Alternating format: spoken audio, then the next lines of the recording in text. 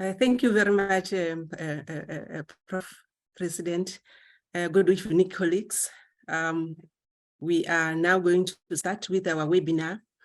It is my pleasure to welcome you all to the 2023 SAISA second webinar entitled Decolonizing Therapy, African Situated Psychological Practice. Before we start, I would like to make two announcements, and they are as follows.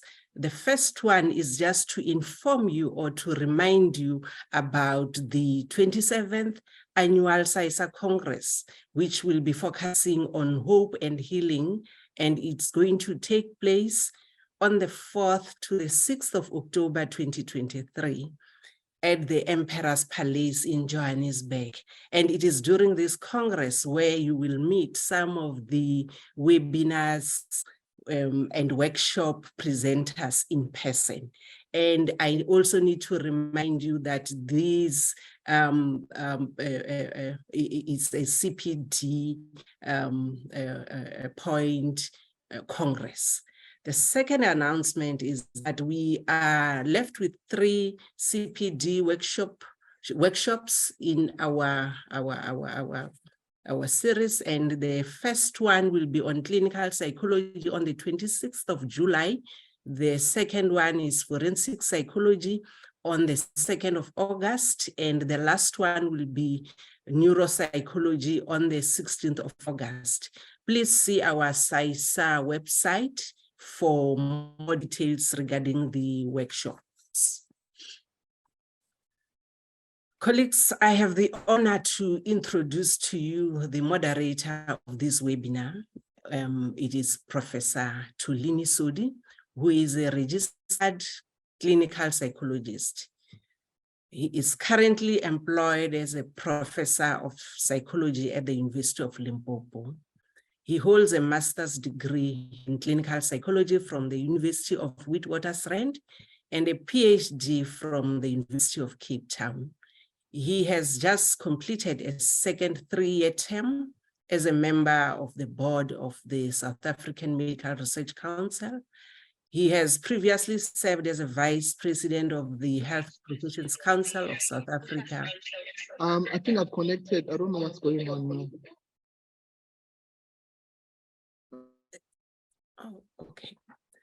I was still saying Professor Sodi has just completed a second 3-year term as a member of the board of the South African Medical Research Council, and he has previously served as a vice president of the Health Professions Council of South Africa, HPCSA, and also the chairperson of the Professional Board for Psychology and president of the Psychological Society of South Africa, SAISA. He is also a founder member of the Forum of African Psychology. Professor Sodi has published widely and has presented papers at local, regional, national, and international conferences. His key areas of research interests include youth mental health, culture and mental health policy, behavioral medicine, and implementation science. As from 2023, that is this year, he has taken up a position at the University of Limpopo as a research chair in mental health and society. So colleagues, join me in welcoming our moderator, Professor Sodi.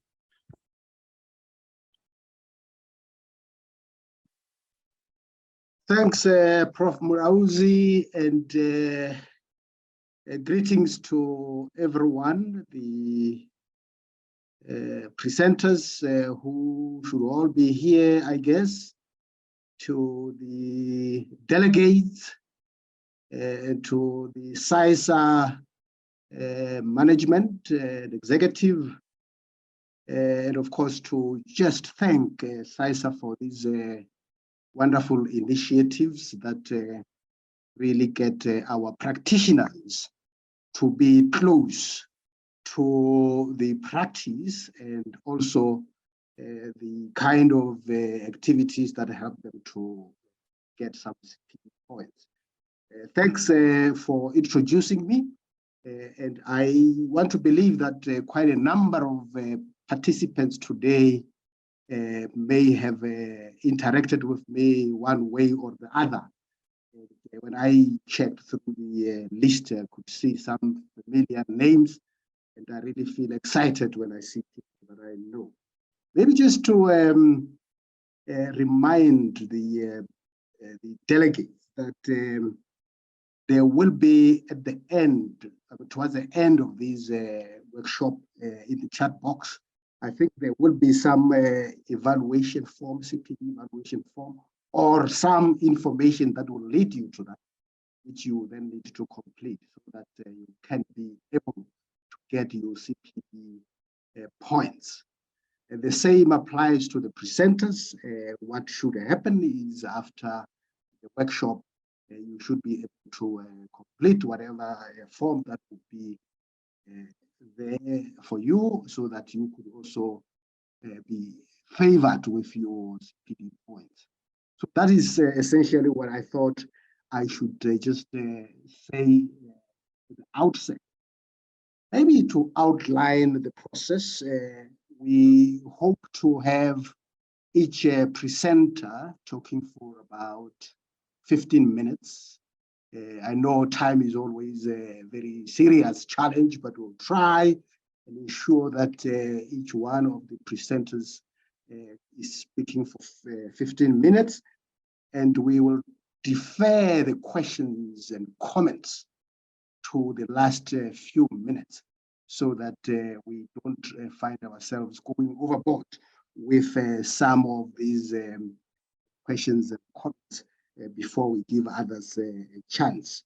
And so just make sure that if you have a comment or a question, you jot that down and you can then direct it to the presenter concerned, or if you want it to be just a general comment that you throwing to the floor, let's please do that and see how far it goes.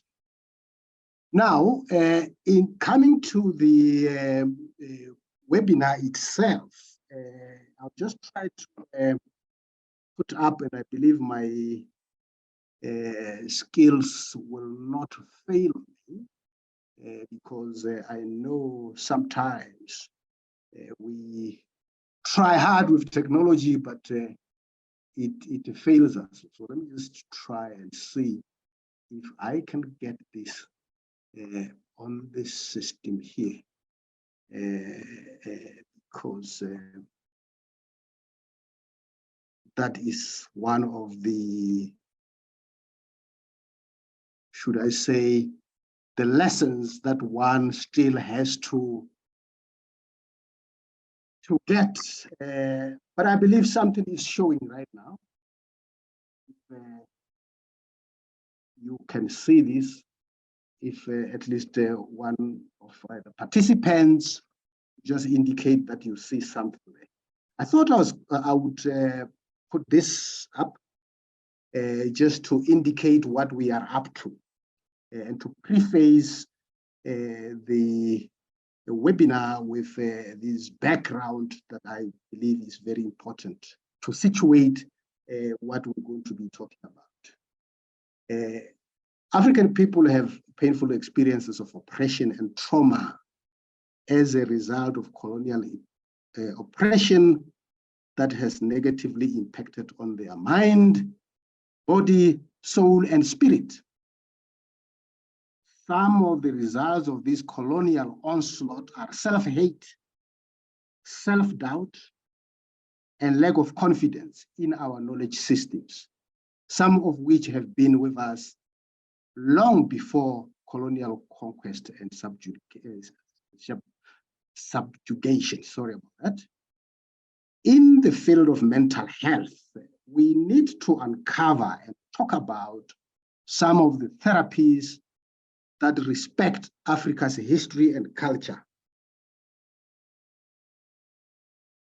We need to assertively interrogate the hegemonic Western theories that have been the basis of our training and continue to influence our professional practices. This webinar will not undo the colonial injustices of the past, It will also not provide answers to all the questions that the delegates might have. We do, however, believe that it is one of the platforms that can help us to explore ways to mitigate systemic harm that has been caused by centuries of mental oppression. It is one of our humble contributions, albeit small, towards decolonizing professional psychology and freeing our minds from mental slavery. Healing indeed remains our ultimate goal. So that is what we have in terms of this. And so let me just then go back to use the opportunity to invite the four presenters to be ready.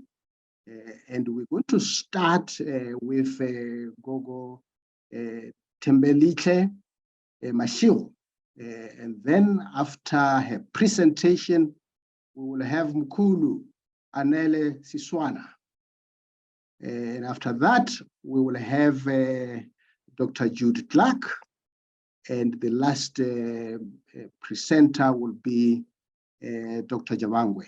So I will give a little background or little bio for each one of these presenters so that we can give that important context that you understand the caliber of individuals that we have. And indeed, it is quite a very great privilege for us to have assembled this team of presenters, very distinguished scholars and presenters and practitioners who certainly will be able to keep us busy during these time that we're going to be going through this.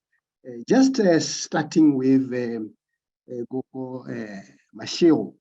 Thobela Gogo Mashiro, ki a tshepa gore you are just somewhere getting ready to present.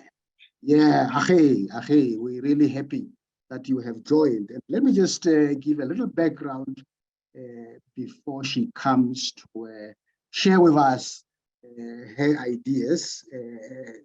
Gogo Mashiro is a counseling psychologist in private practice based in Sundowner and Rivonia in Johannesburg.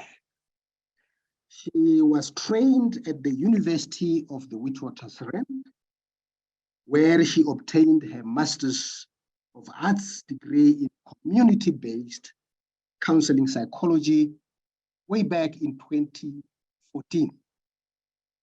In 2016, she was trained at the Vets Center of Diversity to design and facilitate diversity and inclusion programs. She has also accepted her ancestral calling and initiated as a Sangoma spiritual healer in 2018. Very important point there to note.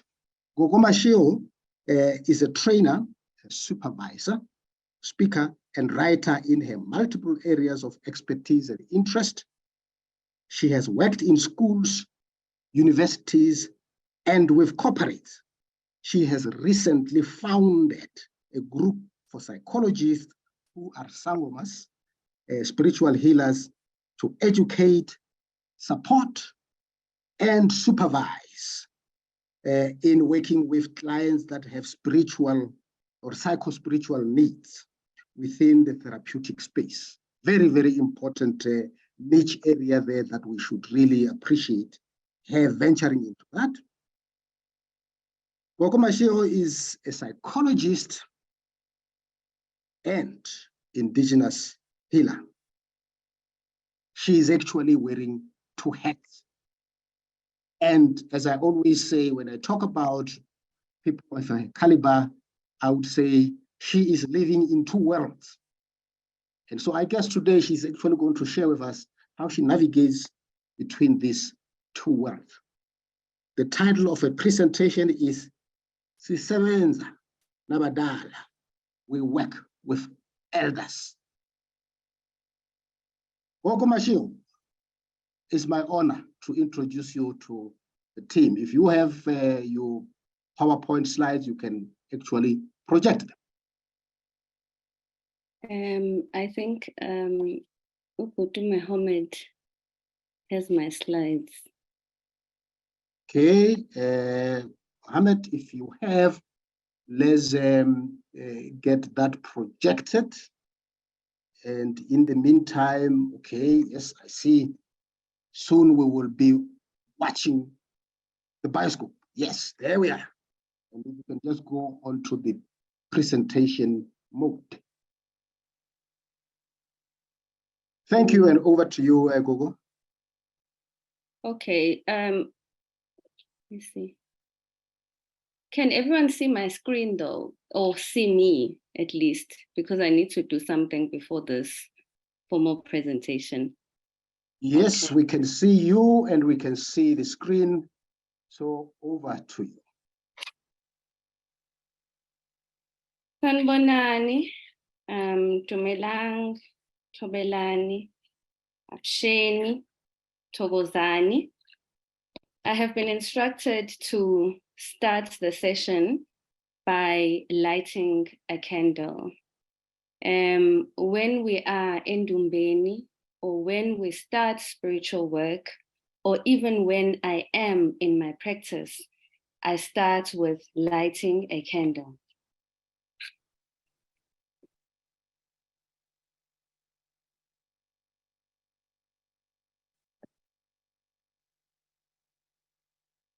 In lighting the candle, I'm asking ukukhanyiselwa indlela. I'm asking for God and the elders to light the way. I then also light up impepho, which is not always something that I used to do. It is only I got permission to light up impepho after ngithwasa, after I qualified as Isangoma, because those of you who are Zulu will know that there is a certain protocol in who lights up impepho ekhaya. It is not everyone who can light up impepho.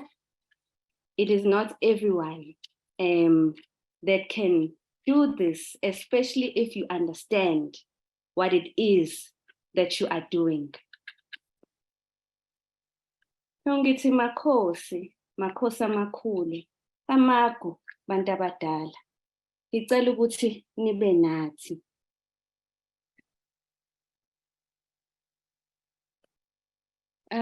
Mohammed, please can you go on to the second slide? Thokozani bamagu lisedi sanibonani siyanibingelela kunina nonke. It is always important to greet and to recognize who is in the room, that the individual that I'm seeing is not only a representation in and of themselves, but they are also representing their ancestral energy. They are going with Ogogo Numkulu. And even as I am greeting them, I am also introducing myself. Ngihamba nobuthelezi, ngihamba nonene, ngihamba noshenge, ngihamba noshabalala, ngihamba nohadebe. Ngithi makhosi, makhosi amakhulu. Ngihamba namakhehla, ngihamba nomkhulu, ngihamba nogogo. Ngithi ngiyanibingelela. I greet all of you, those who walk with their elders. All of us walk with our elders. I greet all of you from this land and beyond these lands. I greet all of you that reside in the mountains, that reside in the waters. I greet all of you. Wozani nonke. Come all of you and be with us as we unpack, as we connect, not only as African, but as people, because this knowledge is knowledge about humanity. It is going back to the foundations. It is going back to the center. It is going back to the womb. I also just want to caution people where they are, that if you are feeling something moving in your body, just accept what it is, connect with it. I often have water with me. I often have water for my clients, because most of my clients who come to me are spiritual people. So if you feel like burping or you are yawning already where you are, have a sip of water, buzana amanzi, khona umoya uzothi ukwehla kancane. Next slide, please.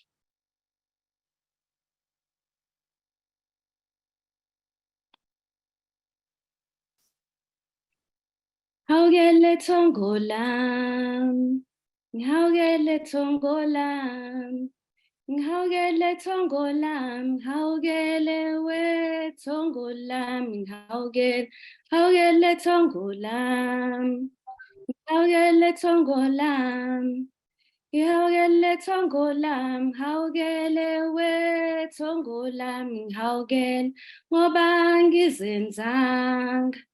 Ngenziwa abaleli kubuhlungu kugula ngihawukele we thongo lam ngihawukele hawukele thongo lam. I agreed to sing the song as anxious as I was, but this was my grandmother's song. Umadlomo. I come from a line of healers. And these healers are sometimes invoked by song. And so some of the people who even come to me for healing, they start singing in Dumbeni. They start singing in my therapy rooms, and I have to sing and join them with song. So ngithi makhosi, makhosi amakhulu. Welcome to all of you. Can we have the next slide, please? Abantu bami, abantu bethu. Who are the people that are sent to us? It is healers in their process of accepting their calling. It is healers that have been initiated, that have experienced trauma within that process. It is healers that have incomplete initiation processes. It is people that need support with family members that have the calling. It is people who are suffering from witchcraft. It is people with different kinds of spiritual crises within the church and outside of the church. Sisebenza nabafundisi. We work with pastors. We work with ministers. It is people referred by other psychologists when encountering izinto zabantu. Izinto zabantu are things that are not really spoken about in the psychology books. It is the magical, it is the mystical, it is the things that they cannot be treated by doctors. The things that often people don't even have the language to speak about. It is people who have experienced harm or silencing from both indigenous and Western practitioners. It is also women with womb issues that come to my practice. Next slide, please. I'm sure some of you, when you see this picture, it will invoke something within you, because the serpent is often a visitor in dreams, and water is often a visitor. So what lies beneath? What lies beneath the skin, below the duke, ngaphansi kwesishweshwe? Underneath the petticoat, inside the water, there lie repressed histories. I often work with women. I often work with ogogo. I often work with women who are silenced, that have troubled bodies, that have troubled wombs, because the women in the lineage have been silenced, have been harmed, have been chastised. Their healing energy has been suppressed. And so my role is not to regulate emotion. My role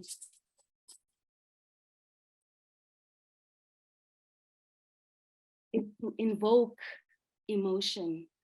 My role is to have people screaming in the sessions as they express what has been silenced within them for centuries.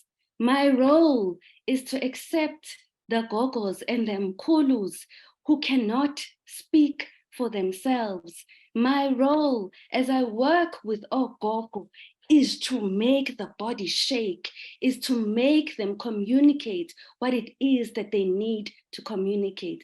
My role is not to silence them. My role is not to medicate them. My role is not to put them in institutions. Our people are institutionalized for spiritual issues. Our people are institutionalized for things that they struggle to communicate.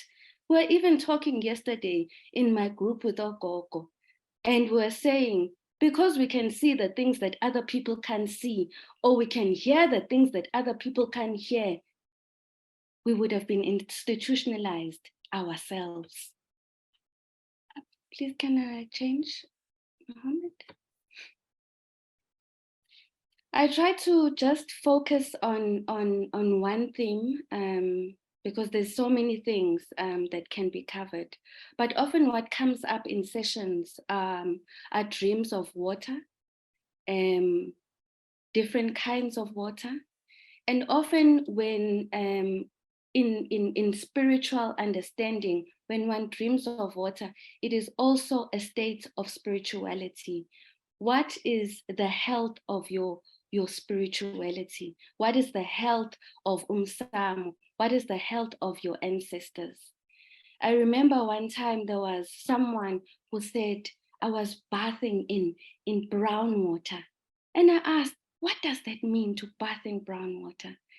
And she said, no, something is not right. So I was like, what do you usually do then if that happens? And behind her, I saw an aloe. And I said, use aloe, Gogo. And she was like, yes, actually, I do need to use aloe. My mom used to wash us with aloe all the time. And she went and did that. And then she had dreams of clear water. Please, can we move on again, Mohammed? Water is cathartic, it is cooling, it is soothing, it is balancing, it is around rebirth, it is around clarifying things. Time collapses when we go into water, whether it is dream state, whether it is going into water physically in itself. Next slide. Water provides us with visions. Water provides us with cleansing, invoking, and water is also medicine. I have ingane zamanzi in my therapy room. I also have water in my therapy room because I often have to use it. Some of my clients struggle with heat. There was one who said, Koko, my feet are heating up as I'm talking to you. I need water.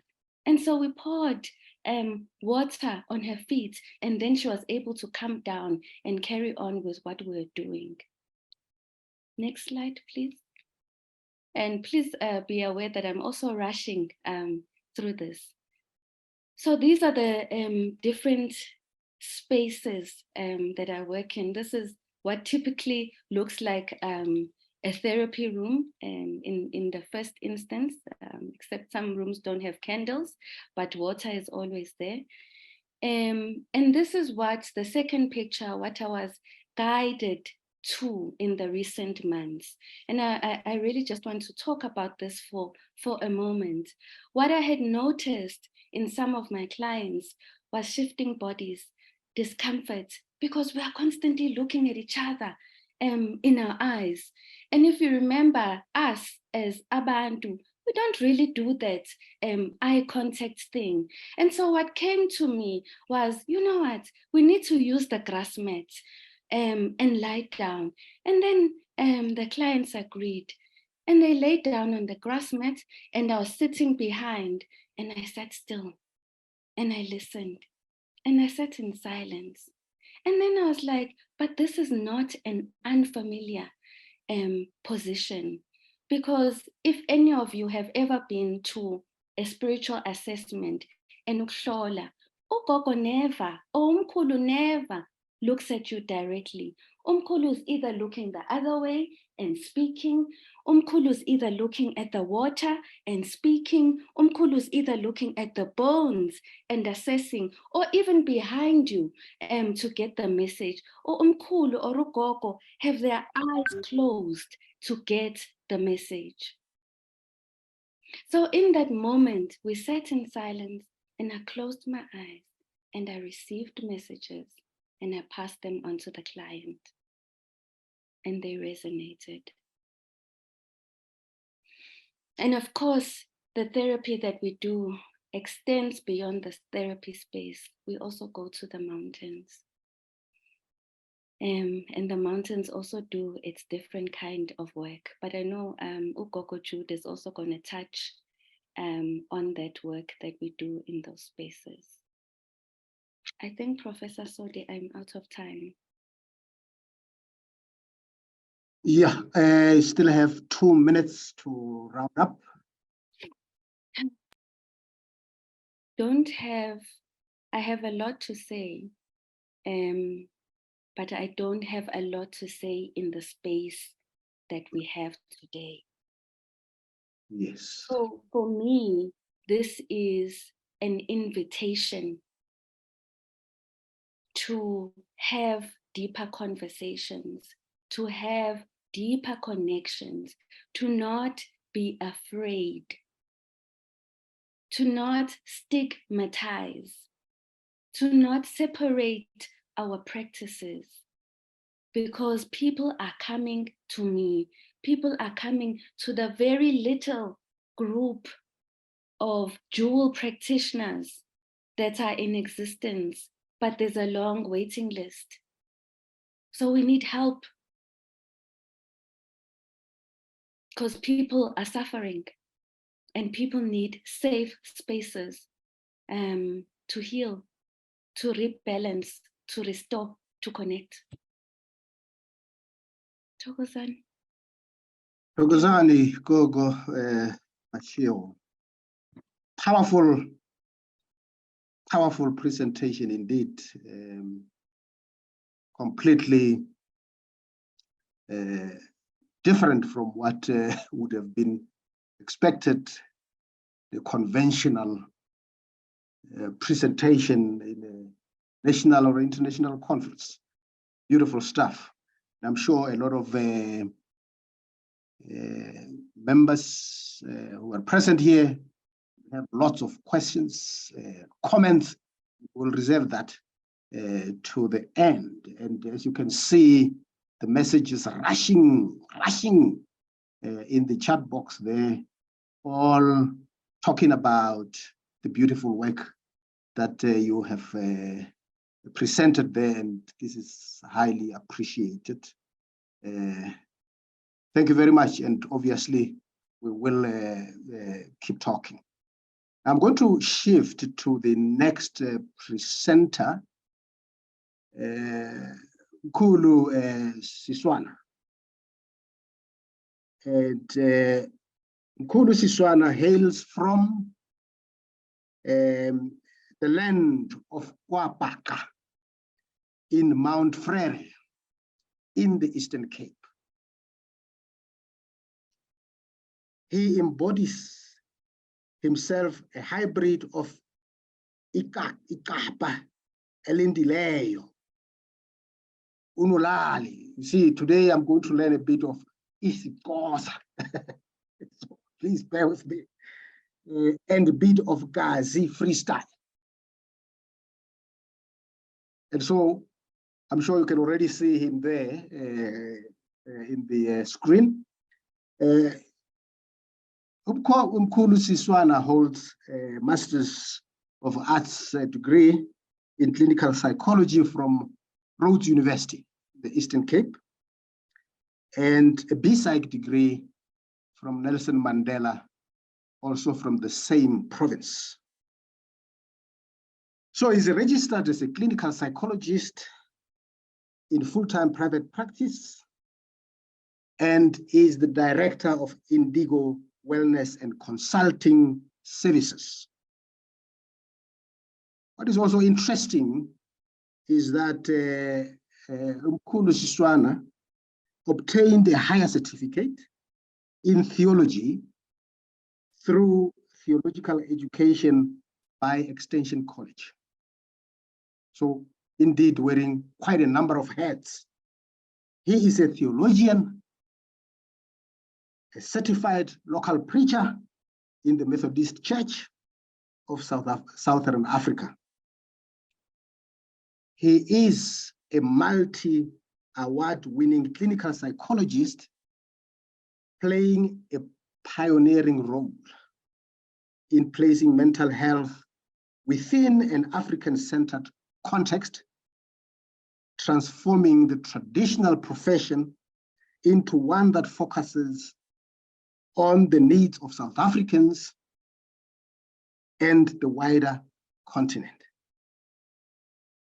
He has published in various academic journals, and he was actually one of the guest editors for the Decolonization and Psychology special issue of the South African Journal of Psychology. I'm sure many of us would have seen that particular special issue. He's devoting his expertise to a wider audience. He is a popular brand influencer, a corporate wellness facilitator, a public intellectual with a strong presence in Showmax, for instance, Live with Kelly Kumalo. Some of you may have seen that. Mzansi Magic and SABC, Metro FM and SABC. Ladies and gentlemen, it is indeed a rare privilege and honor for me to welcome an individual of the stature of Umkhulu Siswana. The glory is yours, Umkhulu Siswana. You can proceed. You have your 15 minutes. All right. Am I audible? Loud and clear. Okay.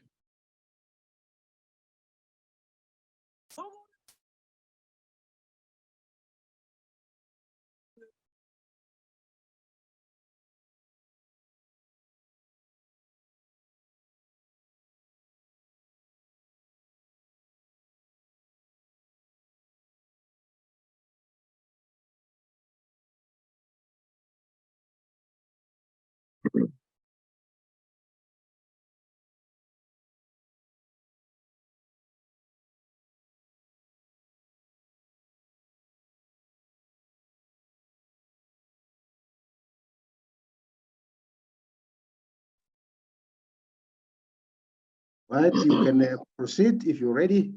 Yeah. Did you hear the song? Hello? Couldn't Hi, hear Prof. the song. I couldn't hear the song from my side. I see someone else, other people saying no. So Okay, I'll play it again. Okay, because of time, I'll continue.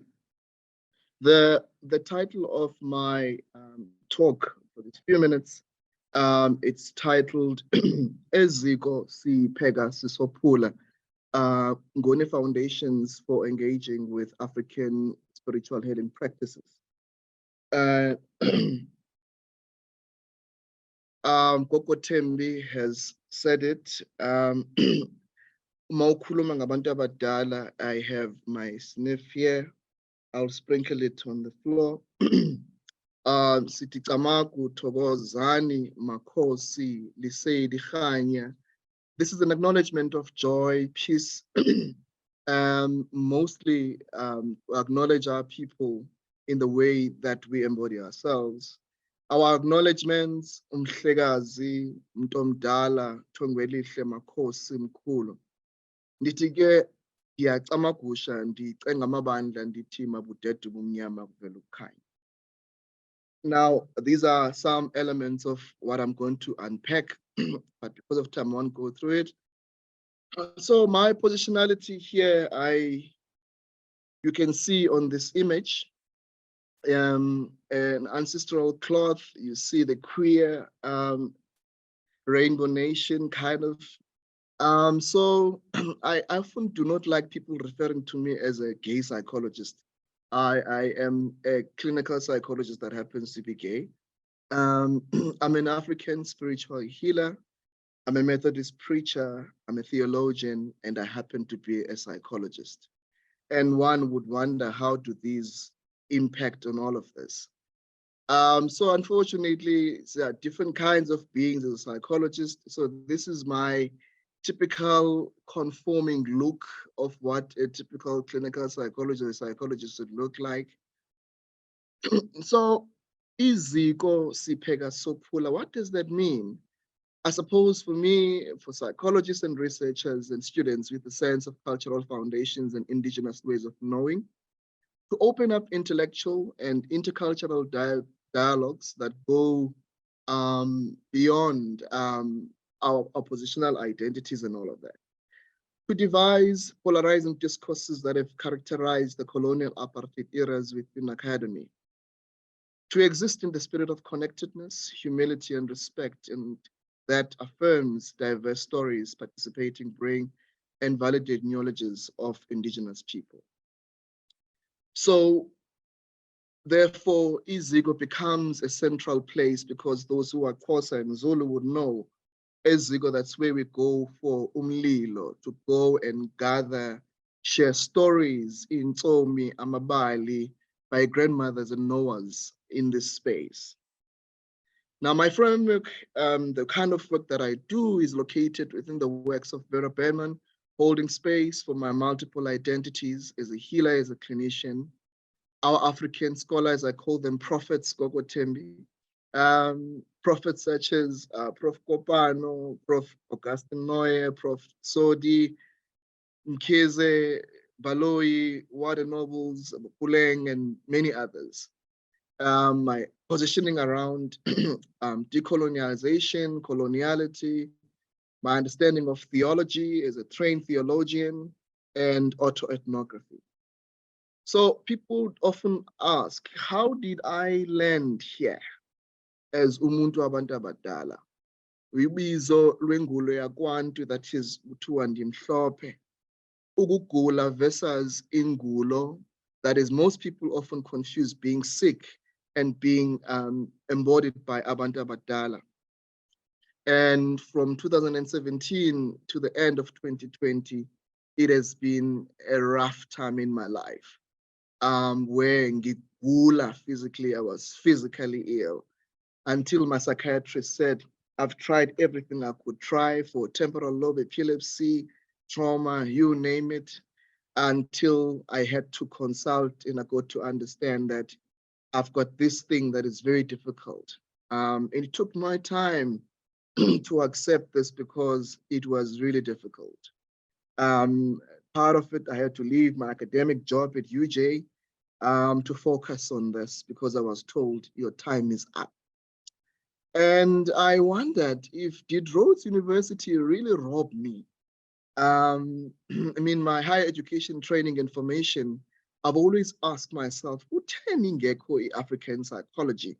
I don't remember anything at Rhodes University that I was prepared to understand, except your typical psychodynamic and everything else we were trained. So I always say I was trained to be a privileged psychologist that happens to work with the marginalized. And interestingly, for my MA research, I almost failed because one person did not agree, and Prof. Mkhize gave me a distinction. And from there, I realized this data work that I do around decolonization and stuff is difficult. Now, I locate my work around African spirituality in Nkolo Yagwantu. and markers of African spirituality refer to God as Utamatu Mvelengangi, Indalo, Kokotembe has mentioned that, Iminyanya and Amasibo. Now, we often ask, Yinto Ubizo, that is, what is Ubizo? Basically, this is a trajectory that I have come to realize that I come from a lineage of healers, indigenous healers. And as they are indigenous healers, I've got to understand that this thing is more like inheritance.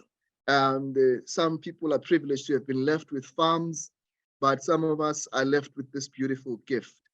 We call it Ingulo Yamataba, Abantu Bomgoba, supposedly primitive and uneducated people who are deemed as insignificant. Some of the words that are used to describe ubizo, it's called inkatazo, being troubled. This is beyond insanity. Umshologu, inkente, tumhlop, and these are some of the words that describe what we call a calling. And markers of divinity and traditional healing, we've got uwikilonga okanye ingilongo. That is an African tool to diagnose, sense of knowing and making sense. Uposamatamu, that is a diagnostic tool through reading. Ukubula ngekhanda, that is healers that rely on umoya, umbilini, intuition, some kind of clairvoyance and visions. Abalozi, nemilozi, hearing people speaking, whereas it's Congo, it's not hallucination, it's not psychosis, it's people who are communicating through a certain medium of communication. Got umhlahlo, got amakhosi aphezulu, and also ukuphakanyelwa yidlozi. And note this, the importance of language and naming. These may vary according to different cultural spaces and different languages. So there's varied knowledges and systems that our problem is that as traditional healers, as Abatandazelen, we don't have records that are kind of scientific in a way of normalizing these and recording them. Types of ubizo and types of indigenous callings, we've got Abatandazeli, that is people who are referred to having this tunya, Gogo touched it on. These are ancestors that were Christian-based, they used to pray, they were highly religious in their practices, and now when they cross over, they come back and give us prophetic gifts. We've got Amagriha, divine healers, we've got traditional healers, Ubungoma, Ubunyanga, and Amakwele. Now you can see here these embodiments and expressions of my being as a psychologist who happens to be a healer. This is one time when I was trying to figure out things. You can see Amans in all of that which Gokutemi spoke about. Now, let's talk psychology and umoya. Our current psychological paradigms and modalities are very inconsistent with the realities of our Black communities and the communities that serve as psychology. The rising number of African students and psychologists' use of Eurocentric psychological services by indigenous communities creates the need for indigenous conceptions of clinical practice and its ethics. Note, this is based on African philosophy, history, and languages that defines African beingness. Our education system in psychology in particular is still premised on loyal to Euro-Western epistemological paradigms, and this is a problem. Now, some of us have ancestral expressions in this clinical space. Sometimes we'll come wearing gubuhlalu in tsimbi, that is beadwork, and it's appeal, it sits with discomfort to some of them. And my question, what does this do to the space? We've got amabai, amahia, and sometimes animal skins. We use these as artifacts in our offices, and automatically one can connect a reality to them. We've got certain mannerisms and social codes. We BEP some of us. Some people may find that as problematic. We've got umbilini, umuntu, yahlasimla, intuition, body shivering and energy, something happening in your body. Some of us trance in some of these spaces. But my question is, how do these expressions and clothing disturb clinical spaces for our patients, for our colleagues? I often say most of our colleagues who do this kind of work, most of them are in the closet because some of them are probably scared to be whipped by HPCSA and being asked, what are you doing, and wearing this kind of typical clothes. Now, I want to move on to talk about this constructed as dirty work. And how does this dirty work look like in clinical practice? So the clientele I have, it's people who say, I need a therapist or a clinician that is a psychologist with a deep appreciation for African spirituality, African traditions. It's clearly stated in your website, and through recommendation, I want to come. Now, this is the part that's interesting. Ndikutongile, ndikuphuphile, I had a dream. I was directed to you. My ancestors led me to you. My colleagues in this field refer, and I appreciate that. And interestingly, it's always those cases that people are saying, hey, it's not my comfort space. This one says, I once had a session with you before now, and last night I dreamt you doing a prophecy on me and me again, and you gave me information, then you disappeared. It felt so real. I felt like testing you. This is a DM of how we get patients. This one says, I had a dream that I was referred to you. I tried not leave that part. The second one, the third, the last one. This is a 14-year-old I saw yesterday, whom was referred by another colleague that said, I can't see this because it's beyond my scope of competence. And it was very interesting with this 14-year-old and hearing why are we here, that they were sent because they understood I will be able to hold space for them. Now, these are spirit-led problems, spiritually related problems, issues of identity. I have people with surname issues, lineage issues in search of ancestral being. I've got people who want to understand, to differentiate their calling, spiritual symptoms, spiritual syndromes, and their clinical diagnostics. I've got people who are dream-orientated and links linked to their distress and meaning-making. And then your typical psychological disorders and everything else like that. But my question is, how does a clinician discern if a patient's experience reflects pathology or the possibility of some sort of spiritual presentation? But the question is, how do you respond to this when you have not probably undergone some of the orthodox ways of how we understand what it means to be an African healer? Not suggesting that everyone who's an African healer has to undergo through this kind of training. Now, interesting what happens in initial contact and intakes is your unorthodox establishment of a therapeutic relationship. Some people would say, molo gqirha, and denial. Now we need to differentiate how this ugqirha, that is a doctor, is conceptualized in this context. We've got the medical doctor and versus ugqirha womoya, that is someone who's a healer. The recognition of the therapist-healer intersectionality in the space. Some people come to the space and say, before I can enter this room, I feel like taking off my shoes. And I say, that's over to you. Some ask, can I sit on the floor? I need utanzi and ancestral mat. It's so that I can sit and we talk. But my question is, how do these embodiments and expressions in the way of how we were trained in this Western way, because people of the land, they believe in sitting on the ground, they believe in walking barefoot, because energies are transferred and something happens in those moments.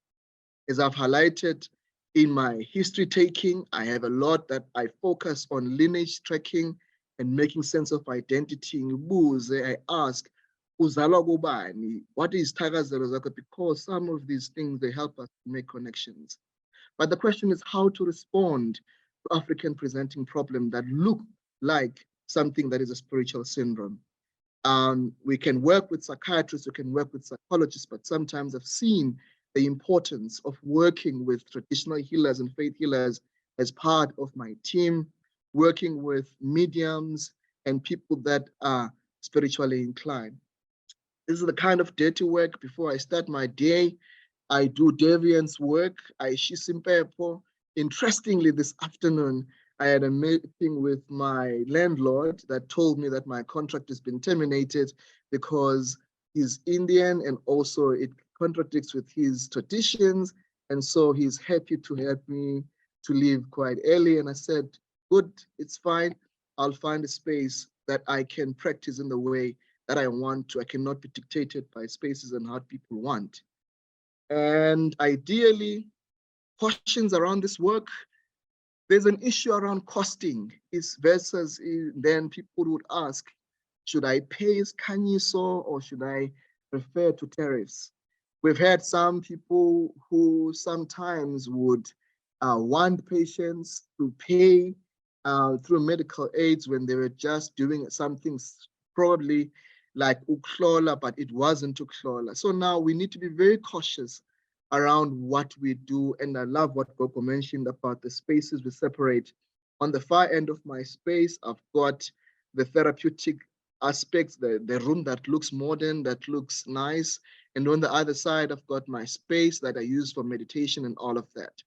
In this work, professional integrity comes through because I've seen how psychologists are married to their integrity and sticking to their scope of practice. How do you represent us? What you say, how you say it, because in its essence, psychology is clean, so you need to maintain that cleanliness. Holding space and holding space for respectability.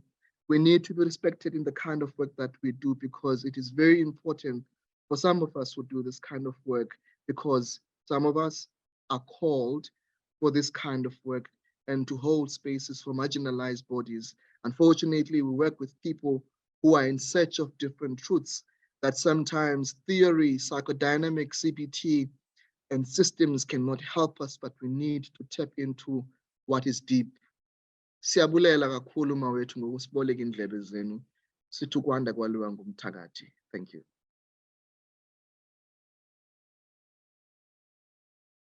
Thanks, Kulu. Great stuff. And I believe this is really something that will benefit our participants. And, you know, just one thing that you did mention there is that you start your day with certain practices or rituals, and you refer to that as deviance in practice.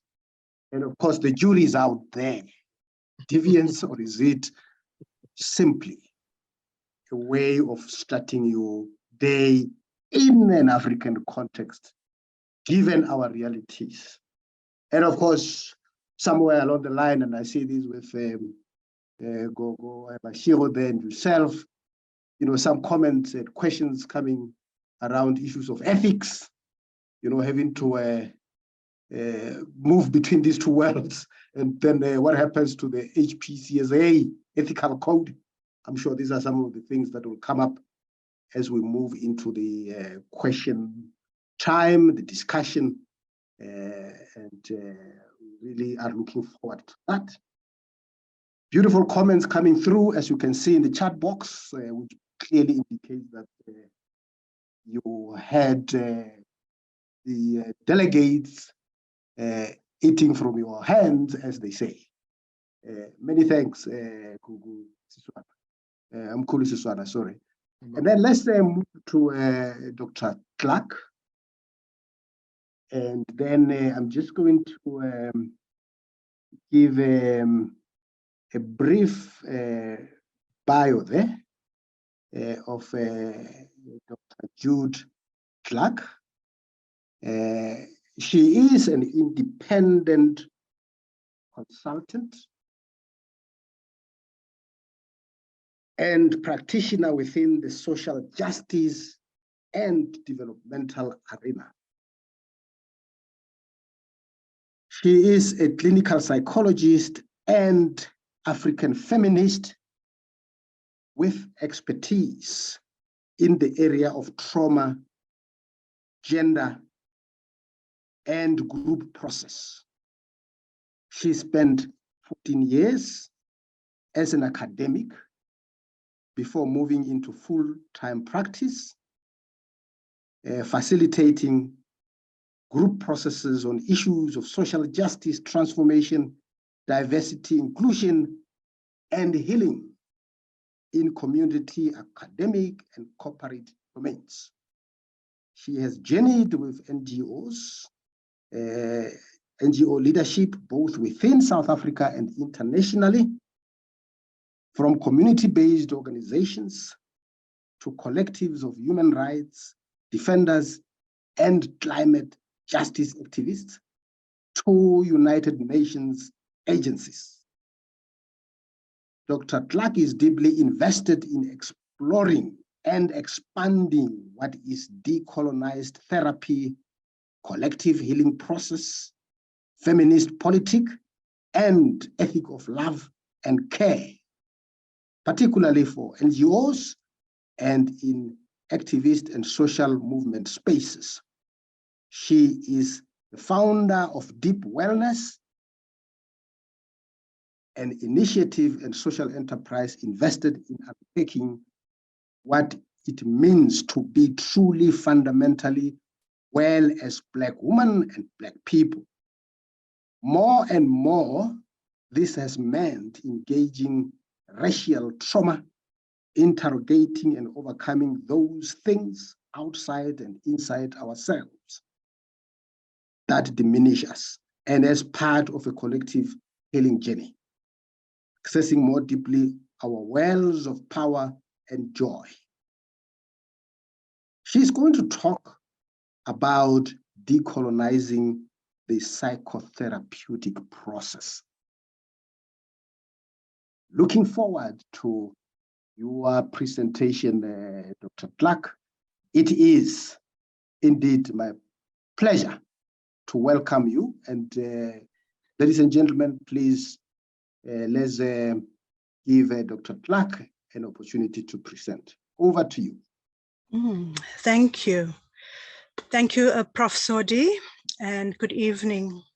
It's such an honor for me to be here and to be in deep listening and conversation with our esteemed colleagues, Thokozani Goko, Nomkhulu, and thank you to everyone who has showed up in your numbers and in your invisibility. I find some humor in the paradox of having this kind of conversation in this kind of way, antithetical to the dynamic of a co-created collective relationality. Something is reminding me of those gatherings where organizations go to opulent venues to speak about poverty. This discursive platform can feel quite alienating at the best of times, and specifically when we are talking about freedom. And if you're unsure, after the last two speakers, let me just remind you that we are speaking about liberation. Don't you know that we are talking about a revolution? I am ever so grateful to be here. These conversations have been a long time coming and have a long way to go, I do believe. I want to kick off in a certain way with a poem and end with some images. Both of these knowledge forms are marginalized modalities of meaning making. What within the discipline of psychology, they are still devalued epistemes. I will also, in the short 15 minutes, I'd like to name the premise from which I think about and engage with this work we're calling decolonial praxis of psychology. And I'd like to flag one or two implications for a decolonized therapy practice. So there are 7 points I'd like to make. Overall, there are about 82, but I'm going to choose 7 for today. That's a joke. For some context, I started as a first-year psychology student in 1988. I got 51% for my first exam in psychology, just so you know. Those of you who struggle with that. I qualified as a clinical psychologist 25 years ago. So this poem, which is not a poem, poetry is a misnomer for what this is. It's called Invocation by our beloved national treasure, Sislebogang Mashile. And I'm going to read it. It needs to be read quite slowly. I'm going to read it fast.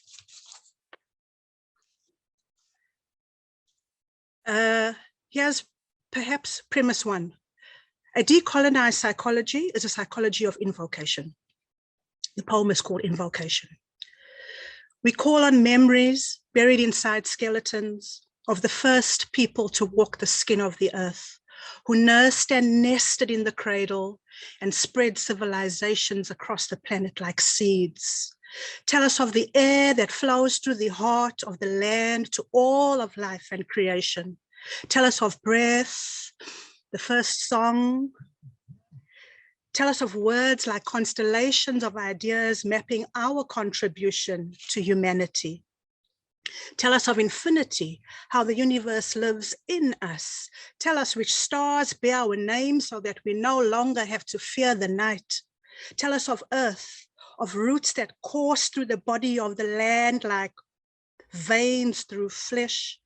Tell us of the force that squeezed red sand like dough to form mountains. Tell us how to make communities strong, like gemstones formed under extreme pressure. We call on the desert to remember when she was the bottom of the sea. Help us understand how to be fluid like water, how to be supple without losing our identity. We call on volcanoes to inject us with flames of imagination. Once we carried tongues burping fire. We melted metals with our minds. Tell us what we have forgotten. We are not afraid of bones. Tell us what we have lost. Yeah. We are not afraid of remembering. Tell us what has been erased. We are not afraid of time. Tell us who we once were. We are not afraid of ourselves. Premise one, a decolonized psychology recognizes that as an episteme and an industry and in its historical evolution, psychology has oppression at its center and has been deeply complicit in the multifaceted violences of systems of domination, regulation, control. The pedagogy and practice of therapy in 2023 is inextricably linked to the violence of broader systems of governance. Colonization, apartheid, capitalism, white supremacy, patriarchy, systems which in their neoliberal cloak and form are anti-Black, anti-poor, misogynist, queer-phobic. It's a psychology that keeps us in our place. It's not a good place. If I'm conducting therapy, no matter what the client brings as a problem, presenting problem, I'm thinking about power inside the room, outside the therapy room. I'm thinking about racial trauma. I'm thinking about loss of land. I'm thinking about systems of governance and violence of the nation state. I'm thinking of global geopolitics. Premise two, illness, including what we call mental illness, is systemic, and it's problematic that the colonial and neoliberal understanding of becoming ill and being ill and the burden of getting well is placed on the individual.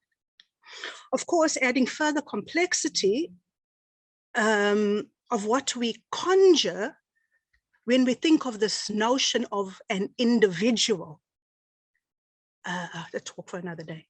An African cosmology of interbeingness can only but see illness and healing as fundamentally collective, multifaceted, relational process.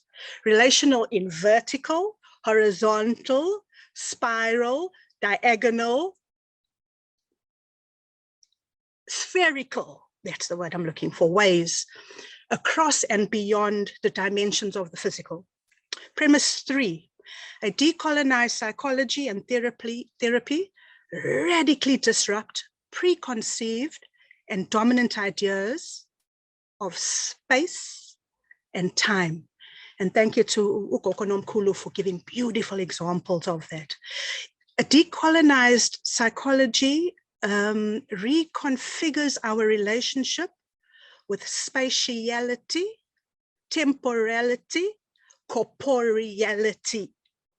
The symbolic and the material merge in our definition of reality, of what is real, what is imagined, what is true, what is untrue, what is visible, what is invisible. It's fundamentally shifted, those binaries, the plane of even comparing them. So a client lies on a couch and engages in a stream of consciousness, and a client lies on the earth, that stream of consciousness in a monologue, or a client lies on the actual earth and engages in a dialogue where there is an understanding of the earth as an alive being, an energy-giving being, where the earth is literally able to heal you. There's a difference between those two scenarios. There's a difference between a bird or an animal as a symbolic messenger signifying an archetype, and the acceptance of an animal or a bird being an ancestral presence embodied in those feathers. Premise 4, a decolonized therapy takes the expert and their expertise lightly and expands the domain of the knower, recognizing that there are a wide array of resources that mediate our knowing and what is known and how something becomes known by a knower, beyond the talking cure. And that these resources can and should be part of a decolonized therapy. We are talking about movement, rhythm, sound, dance, aroma, food, touch. Oh my God, the banishment of physical human touch in the therapy space and process makes me want to weep. What do your people do to be well? What do our people do to be well? What do our people do and need to be well? What do you need to be well? Premise 5, a decolonized psychology moves, this is my favorite, moves out of the realm of the mind into the realm of the mystic and mystical and magical. And here we are talking about spirituality, moving African spirituality from the margins of the margins to the center of the center. Divine ancestral presence as an understanding of energy beyond neuropsychology, beyond pharmacology, beyond biology, beyond physiology, beyond notions of natural. Premise 6, linked to the 5th premise, is the centrality of ritual and rituals, a collective performance and witnessing of signification. The role of ritual from African cosmology is central to psychological practice. There is the unsettling and reframing of dominant and dominating understandings of what it means to be well, bringing rituals of being and interbeing and connection into the therapy space. Much of this involves bringing the elements literally into the room, as Ugogo Nomkhulu have suggested, and nature, our co-therapist, our source, making nature the container, helping nature be the therapy room, going to the mountain, being in the river, asking in what ways can the natural manifestation facilitate and mediate our access to experiencing wellness and experiencing our fullest humanity. When we talk about our fullest humanity, we're talking about our wellness, same thing. Premise 7, a decolonized psychology is a psychology of vitality, of joy, of love. We understand and take as a given that we are always whole. This thing of working towards wholeness, I don't get it. We are always already whole and connected, even when we are labeled or feel wounded, broken, fragmented, isolated, disconnected. Yeah. So there's so much to say about a process of deep wellness. It's a process around fundamental radical wellness for marginalized and oppressed groups. For the most of the time, I've been doing this with Black women, but of course it is open to everyone. I want to show you a snippet and allow images to speak for themselves. It's about 3.5 minutes and it's within my time. Let's have a look at that, please, Mohammed, if you could. This is what, for me, a decolonized therapeutic process would look like. Mohammed, are you able to? I'm really hoping I'm going to hear the soundtrack. The backing track is by an artist called Sampa, and the words are saying, women, can you hear me? Strong women, not scared of them. Don't be fearful, be in the present, wake up, wake up, wake up. Let's go for it.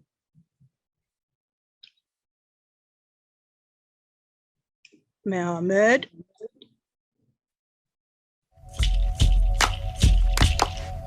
Thank you.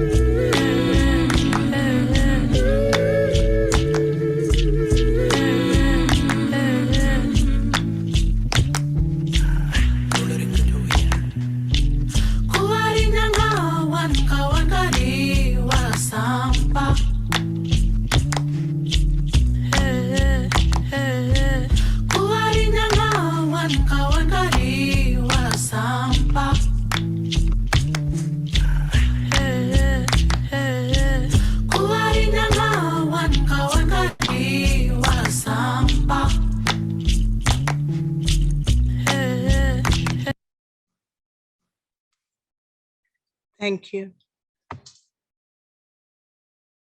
Great stuff. Thanks, Dr. Clark. You really had all of us captivated to the screen as we're talking about this very therapeutic rendition there that will really go a long way. Just to quote from what you said, which summarizes the tribulations that we are facing. You talked about the psychology that keeps us in our place. It is not a nice place. So we must find a way to make our place a nice place. And I'm sure comments will come, questions will come. See lots and lots of comments and questions in the chat box.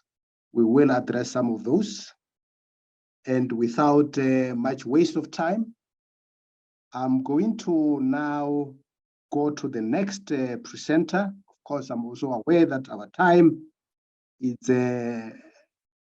running very, very fast, but I'm sure we should be able to cover what we're supposed to do. Now, the next speaker is Dr. Javangwe. Friend of ours, a colleague of ours, met him in Zimbabwe a few years ago. I'm sure he still remembers the moment when we met there. Dr. Javangwe is a senior lecturer in the Department of Psychology at the University of Zimbabwe. He is a forensic psychologist with more than 15 years experience in applied research in the areas of evidence-based assessment, treatment, rehabilitation, and reintegration of offenders. He has a keen interest in offender assessment, treatment, and rehabilitation. He completed his DPhil in psychology with the University of Zimbabwe in 2017. He is a member of numerous international professional associations that, among others, include the African Research on Aging Network, International Association for the Treatment of Sexual Offenders or Sexual Abusers, Association for Treatment of Sexual Abusers, International Union of Psychological Science, International Society for the Study of Behavioral Development, Association of Black Psychologists based in the United States, and also being a member of, being a national coordinator of the International Society for the Study of Behavioral Development. Dr. Javangwe is a founder member of the Pan-African Psychology Union. Very important to note that, founding editor-in-chief of the Zimbabwean Journal of Psychology, chairperson of Zimbabwe Prisons and Correctional Service Advisory Board, founding director for the Zimbabwe Prison-Based Sex Offender and Violent Offender Treatment Programs. He is an external examiner for several national and regional universities. Dr. Javangwe is also the social and behavioral science expert on the Medical Research Council of Zimbabwe's National Health Research Committee. So, ladies and gentlemen, allow me to welcome Dr. Javangwe, and it's really an honor to present him to you. Over to you, Dr. Javangwe.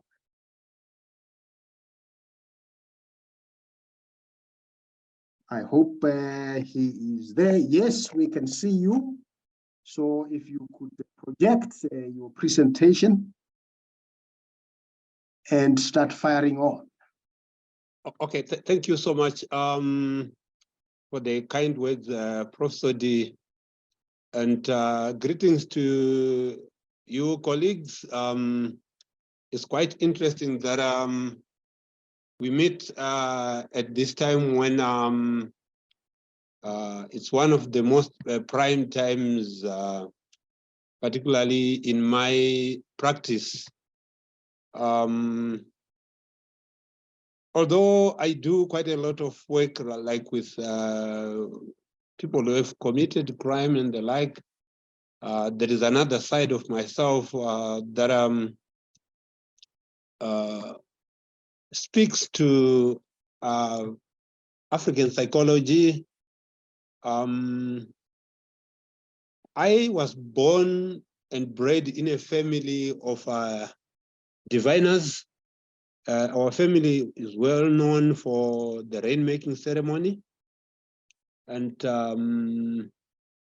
over the years, as I grew up, each time it was my turn to head cattle, I don't remember a single day when the rains could come, or even if it was time for the rains to come, I would perform some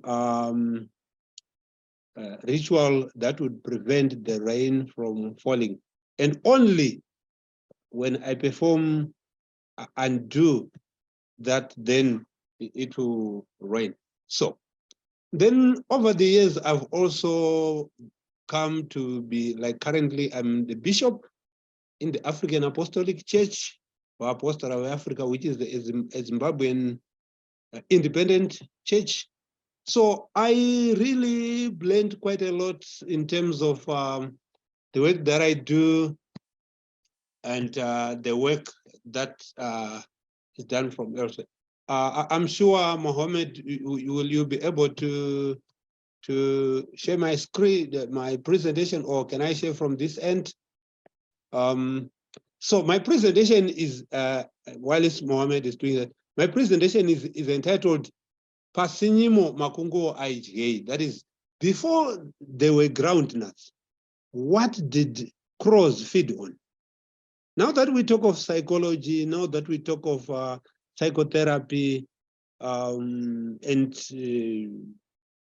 the things that we consider very beautiful about psychotherapy and the like, but the most important question is, prior to the advent of psychology as we know it, and the board of knowledge that we have been exposed to, what did our people use?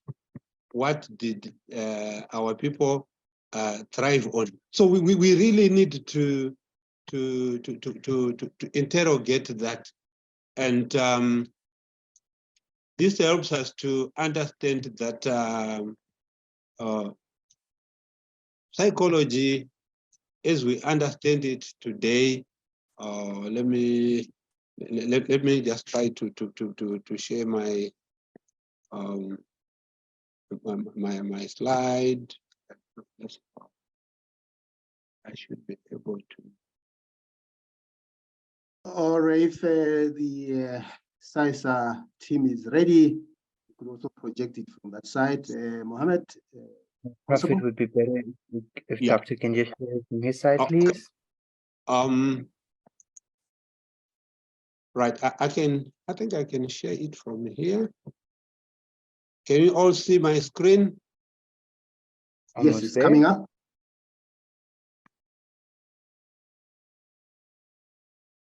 Which one? Oh, you've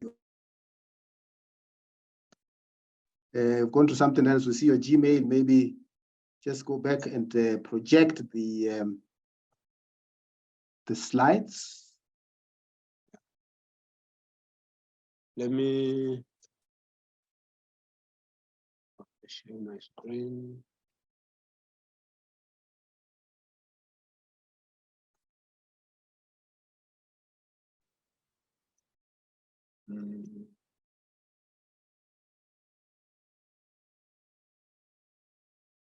Let me just, yeah. Is it coming? Yeah, so if you can go to the beginning and do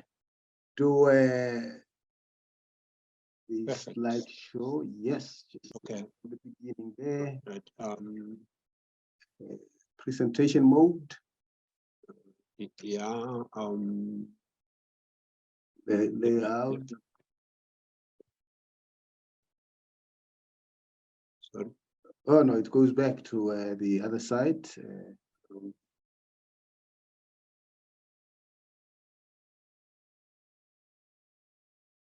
Let me. Or maybe you can just proceed with this as long as you can start from the beginning. Okay. Yeah. I'm just mindful of the time. So yes. So it's Fasinimo Makungo IJ, like I said prior to that. What did Cross feed on? So it's something that we really need to really be quite clear about, and so for us to then say psychotherapy as we know it, or is something. I like what my colleagues have done now. So we are simply saying that there is a mismatch between what our people are exposed to and what really they need to benefit from. And I like the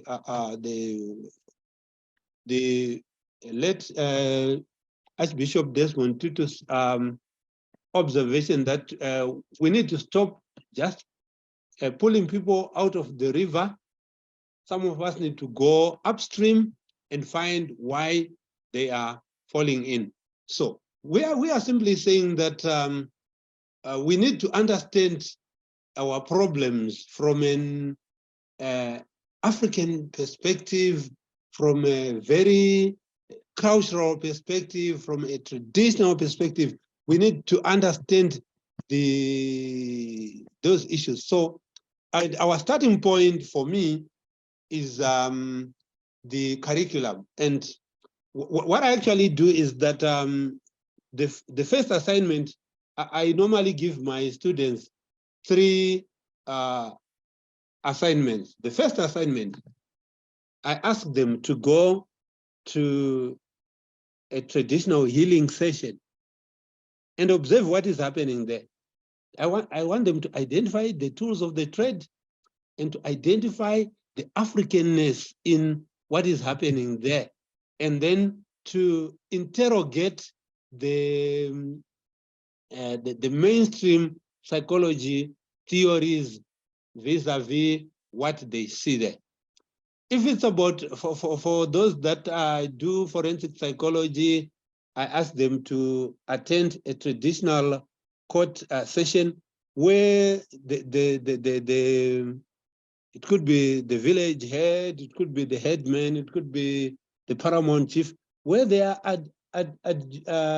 adjudicating over cases brought before their court, so that they also understand the processes that are going on. Then the other assignment is that they also go to a faith healing session and observe what is happening. And this, for me, provides the needed insight in terms of what is it that we are missing. So we realized that I realized that it means that the curriculum that we are currently exposing our students to is a mismatch, because it is something that has been there's something that has been silenced that we can pick from there, and it is that which has been silenced, which is a real survival value for the African people, and we must connect our people with that. And then related to that, we need to also look at we must constantly look at the indigenous knowledge system, the indigenous practices, indigenous ways of doing business. And by business, I'm looking at how do we heal our people? How do we ensure that we improve their conditions? Then I also want to look at the need for students to process racialized and traumatic and potentially rupturing content emotionally rather than just the intellectual discourse. They need not only argue and show that, yes, they've read, but they must really argue from an emotional point of view. They must emotionally attached to that. Therefore, I always want to look at the issue of how we can facilitate supportive spaces for processing. For me, that provides them with a space within which to process, to develop a shared language for dialogue with their clients. Because remember, they are going to be attending to this, no matter whether from a clinical psychological perspective, whether it's counseling psychology or whether it's forensic psychology, they really need that dialogue. They need to understand the language of their clients. They need to understand that. And then the issue of feminist, for me here, we need to understand that for me, feminism is not the type of feminism that we have read in the books. This is the type of feminism that puts women at the center and women as powerful. Let's talk of the great Zulu king's mother, Nanti, and look at how powerful she was. Let's look at people like Queen Zinga. Let's look at even in the Bible we have the Queen of Sheba. So we have so many women who have been powerful. So we must teach our students not to look at women as, yes, we understand the vulnerability, but we must also look at them as people who are very powerful and people who bring in a lot of expertise. And so if we fail to do that, for me, one of the areas that I think if we are to decolonize our practices, we must understand that we are killing our own wounded. Our people have been wounded by the colonial system. Our people have been wounded by the type of education that they've gone through. I liked my colleague, my co-presenter here, who said the Rhodes University robbed me.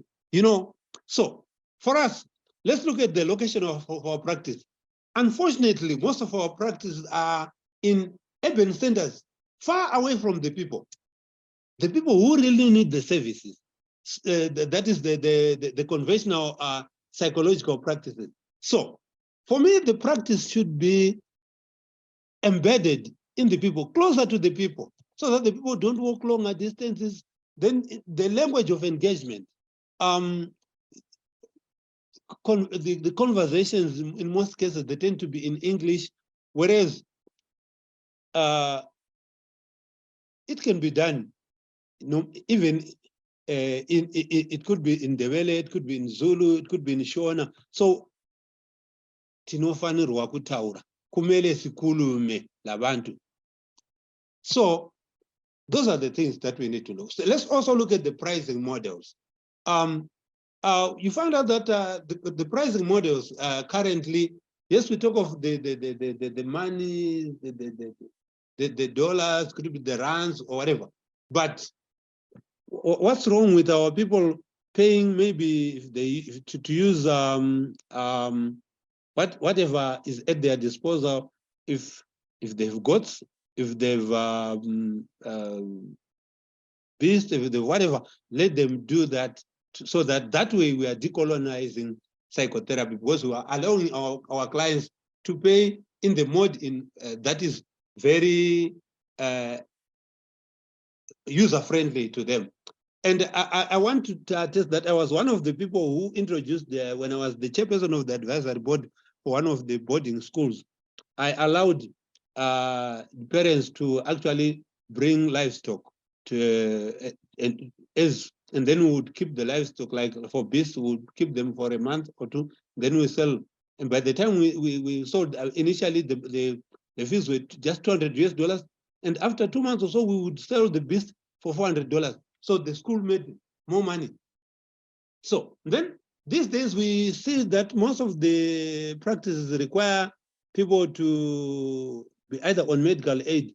But like if you look at Zimbabwe currently with the hyperinflation, most of the medical aid services, as we speak right now, they've actually suspended their accounts. So what are we saying?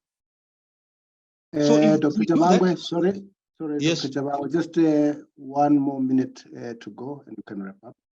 Okay, thank you. Then there's the issue of samity. Samity is a concept that allows our people to get healed, and then later on they can pay later. You say sa means to dig, miti which is at the roots. So it's based on trust, it's based on availability, it's based on efficacy, it's based on affordability, acceptability, accessibility, and confidentiality. So our therapies should be physically available, and they should also be emotionally available and therapeutically available. And we are saying we must embody a therapeutic pluralism, and we are only saying that psychotherapy and psychological studies should no longer be based on the disciplinary silos, but we must be able to we must allow ourselves to go to the traditional healer, to go to the prophet and learn from them. And we must also allow our students to join the decolonial solidarity by learning from the communities, by also getting knowledge from them. And in that way, we also look at the possibilities of engagement. And just before I finish, I just want to, this is one of the music.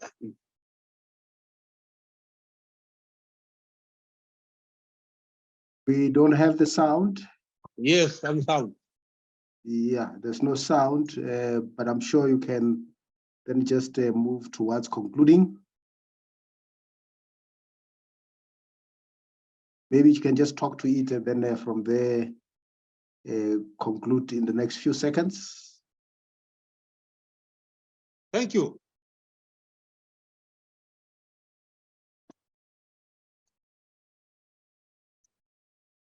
Prof. Yeah, okay, thank you very much, Dr. Chabangwe. Sure. A beautiful presentation there. I think the critical issue here you're raising is we shouldn't forget the students. In whatever we do, we must bring on board those who are going to follow us, and therefore we need to expose them to the realities on the ground. And of course, as you said in your the introduction, the title of your study, what was there for the crows before we had ground nuts? What were they eating? So colleagues, we would always have challenges with time when it comes to presentations of this nature, particularly if you have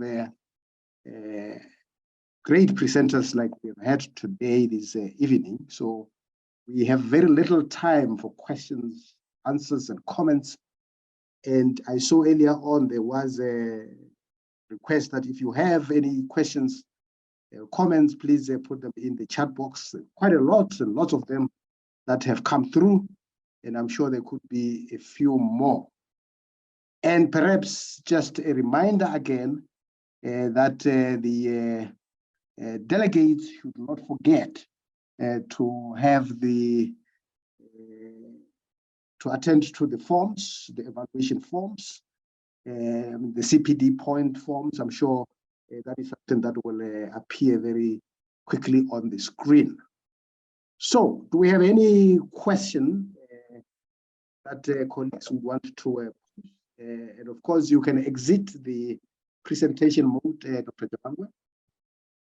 Chabangwe. Picked up a few questions as the colleagues were presenting a few questions and comments, whilst we're still trying to sharpen those questions.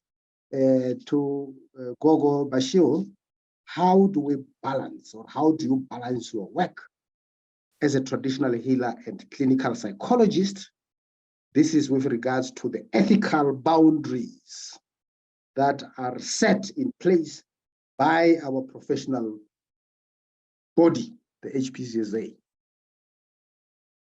And for Umkhulu Siswana, I guess then some ethical guidelines do not consider African psychology and experience.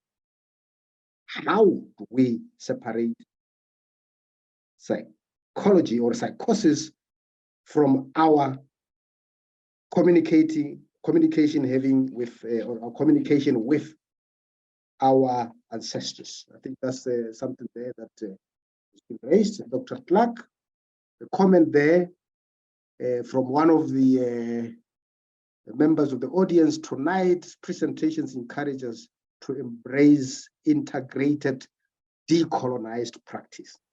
Why do we still aspire to Western and medical, or Western clinical and medical models in our training, registration, and governance?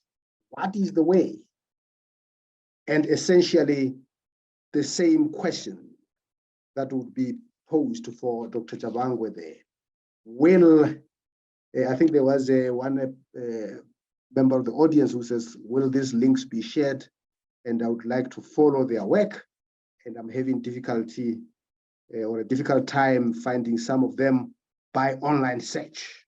So any specific question, I'm looking at the chat box there. Just from France, Linda, what would be thin line between psychosis and spirituality? Maybe one of the colleagues could just quickly respond to that.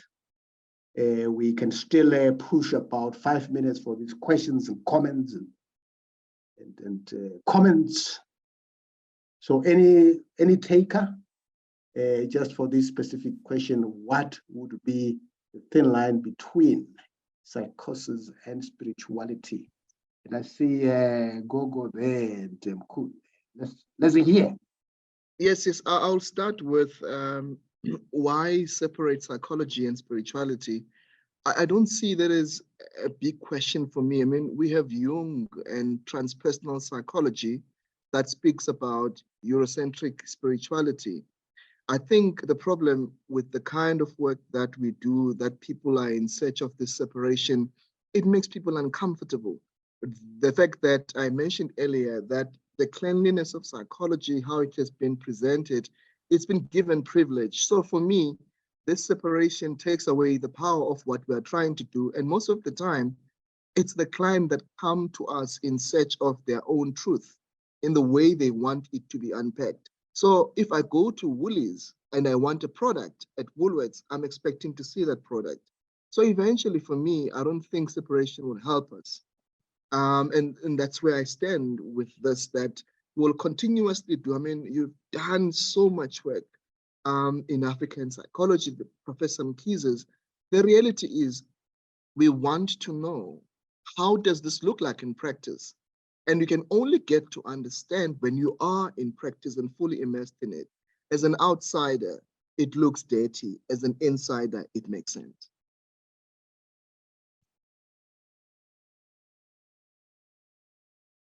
Thanks, Mkhulu. Gogo, Mashio, you want to say something? Yes, I do. Thank you, Gogo Anede Mkhulu, in your different embodiments. In terms of psychosis and spiritual manifestations, what we know as people within African spirituality is that there are different ways to assess if umuntu unobizo, or if they are mystical or magical elements to what a client is presenting with. We also have our own DSM. It is unfortunate that we do not have time today to go into some of the ways in which one would separate what is happening. I think that's why for me it is important to have clinicians, health professions who know both how to practice in the Western side and also in the African side, so that you know how to make that particular distinction. And some of it is, yes, there are things that are written down and that we as trained sangomas, we are told this is what you look out for. And there's also things that happen, unfortunately or fortunately, within our bodies when we come into the presence of someone, ohamba nobantu abadala, or someone who has a spiritual emergence or a situation happening, which of course is also limited to a certain population and expertise. For me, in terms of the Health Professions Council, who wrote it? Who is it for? Is it going to change according to what is needed in this population? How can it be revised so that we can attend to the needs of the African, to the needs of the indigenous population? Because for me, this particular kind of question is the question that keeps many of us in the closet, not coming out to speak about relevant issues that our clients are dealing with. So I'm asking, maybe we need to put together a panel of clinicians who are going to read and unpack this ethical guidelines, because we also have our own ethical guidelines as African practitioners. That's how I'm going to address that question. And I also work with a team. So I do not do everything. There are particular things that I can't do. I refer to other psychologists that are good at that.